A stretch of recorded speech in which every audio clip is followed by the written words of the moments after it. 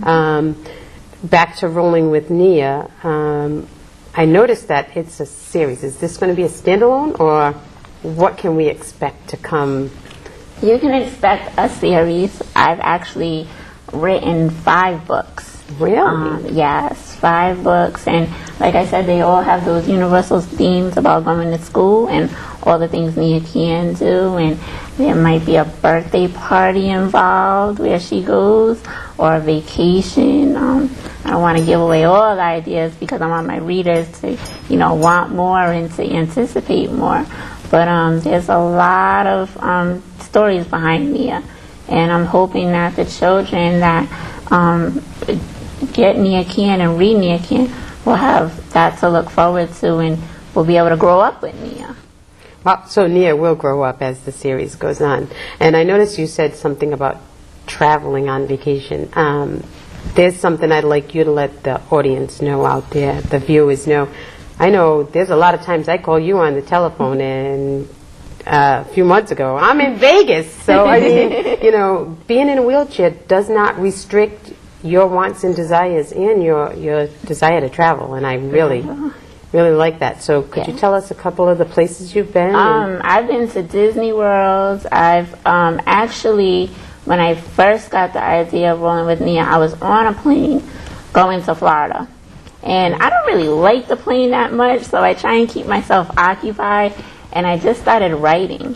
And I was going to Florida to visit my aunt and uncle and my grandmother. And that's when I came up with the idea of Rolling with Nia. And the whole time I was there lounging by the pool, I was just writing stories and tweaking stories and sending it off to my aunt who edits, and my friend Morgan in D.C. who edits. And I just, I never thought of myself as a writer, ever. But then as I started writing, it was almost as it was a good outlet for me to take some of my experiences and some other experiences that I've heard of, and just incorporate all that into something that kids could look up to. And I've been to Vegas in May. That was awesome. It was great. It was my first flight to the West Coast. Like I said, I don't like planes, but I love to travel. I'd travel any day of the week. And I've gone to Pennsylvania. D.C. is very accessible. I love D.C. And yeah. Where'd you go for the conference that you went to when you were in high school? Virginia. Yeah. Wow. And we took a train the first time, and then we took a cab. So I love adventures.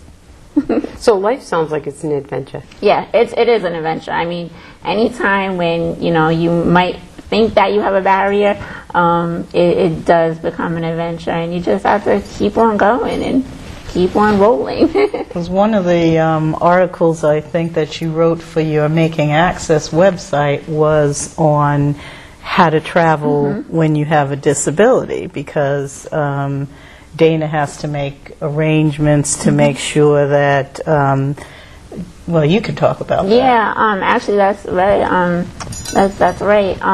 When I went, one thing I learned something every time I go to the airport. And one thing I learned when I went to Vegas is I have a breathing machine that I sleep with at night. And I had packed it in with the rest of my clothes and stuff. It's not too big.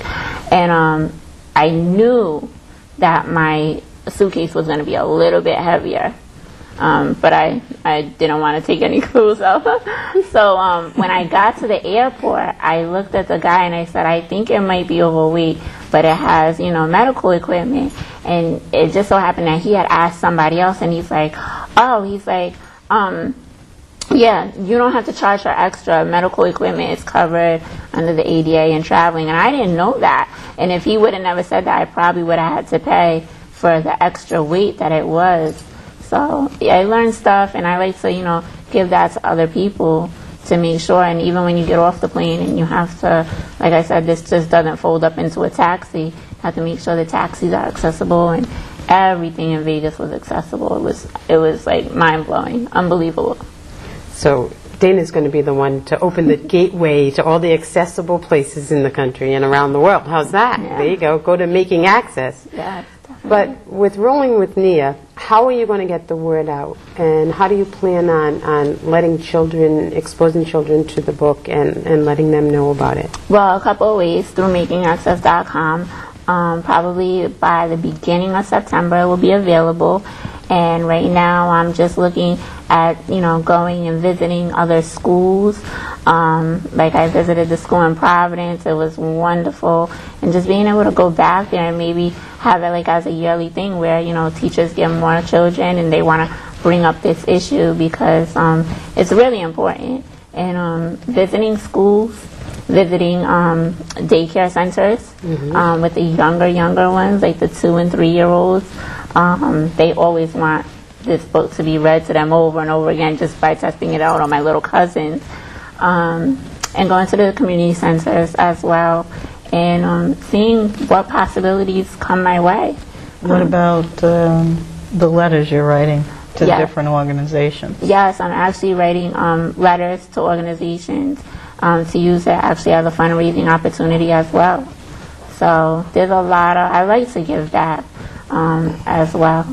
So I think it's really important. Great.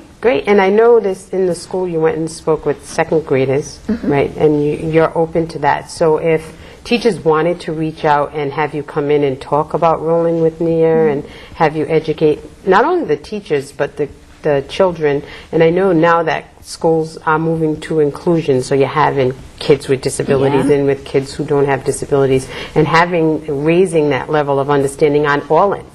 Also for the kids who have disabilities to be more comfortable with speaking to someone who doesn't have a disability and not feeling like those questions are challenging or invasive or anything like that. So you'd like them to be able to contact you. How would they go about They doing can that? contact me by phone at 499-6459, area code 401. And What about your email? and my email address actually is dwright, like Dana Wright, 2005 at yahoo.com. So, and I'm always online. I always answer the phone. That's great. I think what you've done is wonderful. Thank you. I did get the opportunity to see you speak and read to the second graders and have Adrian there with you.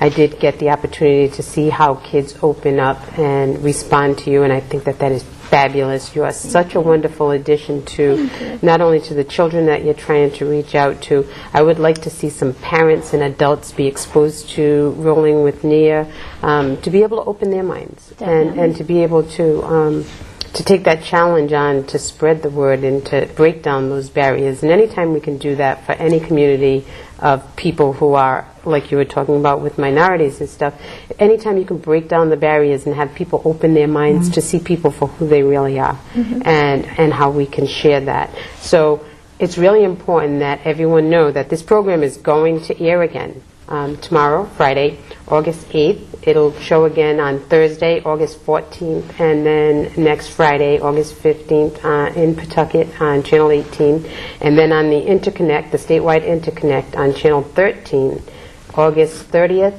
and September 6th. That's a Saturday at 2 p.m.